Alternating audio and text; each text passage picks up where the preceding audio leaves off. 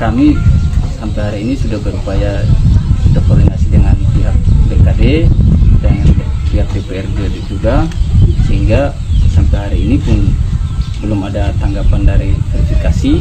Jadi kami minta untuk BKD secepat mungkin untuk buat pengumuman verifikasi ulang, sehingga hasil yang dalam pengajuan itu kami minta untuk supaya secepat mungkin lah BKD bisa kasih terangkan bahwa penemuannya data siluman sudah sampai mana. Kita juga sudah tempuh ke BKN Pusat dan suratnya pun sudah kita kirim ke BKN Pusat dan kita menunggu hasil dari BKN. Sampai hari ini kita masih telusuri di lapangan, kita masih telusuri sampai titik terangnya di mana. Jadi kita data itu kita ambil, sesudah data itu kita ambil, maka kita akan terangkan ke pihak BKD. Untuk sejauh ini ada 90 lebih yang sudah kita dapatkan dan serahkan ke pihak pemerintah itu. Jadi baik,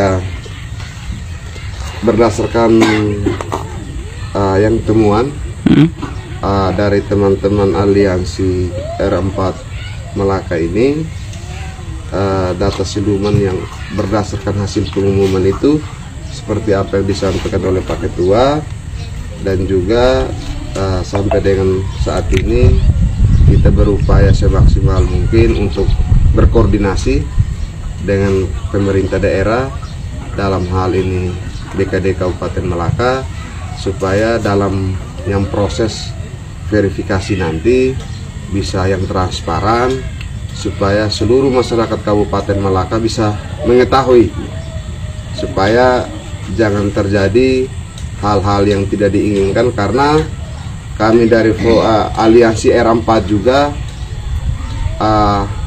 sangat mengapresiasi Pak Bupati. Pak Bupati dalam hari ini Bapak Dr. Stefanus Briaseran, karena beliau sangat mengharapkan untuk yang keterbukaan.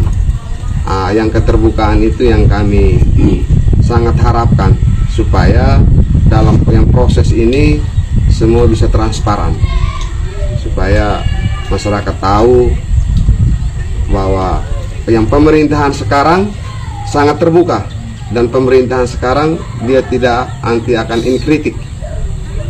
Pemerintah sekarang dia tidak anti akan kritik, dan Pak Bupati dan Pak Wakil Bupati, kami berpikir beliau berdua orang baik, dan beliau berdua sangat sayang terhadap anak-anak Melaka, dan saya berpikir bahwa beliau berdua yang tidak mungkin akan menyengsarakan anak-anak Melaka. Dan harapan kita untuk Bapak Bupati dan Bapak Wakil Bupati, kalau bisa permintaan kita dari aliansi R4 bisa dipercepat verifikasi berkasnya, supaya bisa diumumkan secara luas, supaya masyarakat bisa tahu.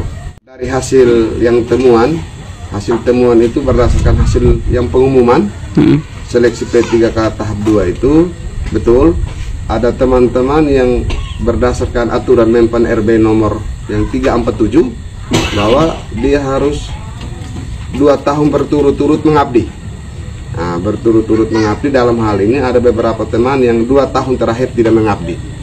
Dan hasil temuan itu sudah kita sampaikan ke BKD Melaka, untuk teman-teman di BKD Melaka melakukan verifikasi supaya bisa yang keterbukaan itu ada.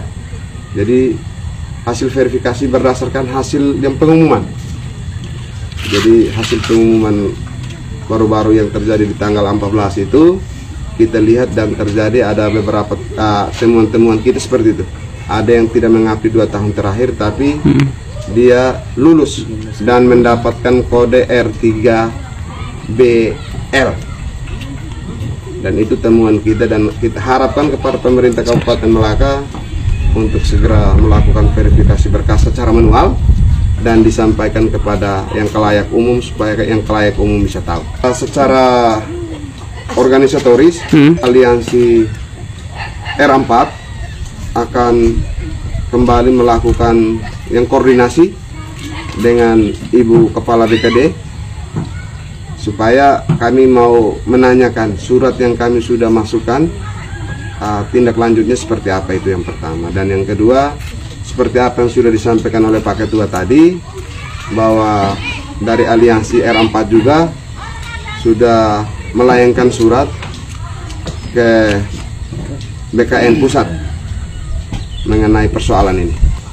Untuk teman-teman DPR yang sementara, yang kami harapkan untuk kalau bisa membantu kami bersuara, karena kami juga anak-anak Melaka, kami bukan orang di luar Melaka. Supaya yang keadilan bisa tercapai, saya berpikir bapak-bapak dewan, teman-teman di DPR itu bantu bersuara. Kalau bersuara untuk yang baik, saya berpikir itu hal yang mulia. Dan harapan kita teman-teman di DPR sekarang, ya, coba dikoordinasikan dengan pemerintah Kabupaten Melaka tentang yang kami teman-teman R4, khususnya teman-teman R4, nasib kami ini mau dikemanakan. Kalau regulasinya jelas kita menunggu, tapi mungkin bisa ada yang koordinasi dengan pemerintah kabupaten. Kita membatalkan verifikasi dari kode yang R3 dan R3B. Nah, sehingga dari pembatalan itu diminta untuk BKD verifikasi ulang lagi. Karena ada data siluman yang menurut kami bahwa di lapangan itu bahwa mereka bekerja tanpa rekomendasi pun mereka tetap mau ambil datanya yang kami punya, seperti itu.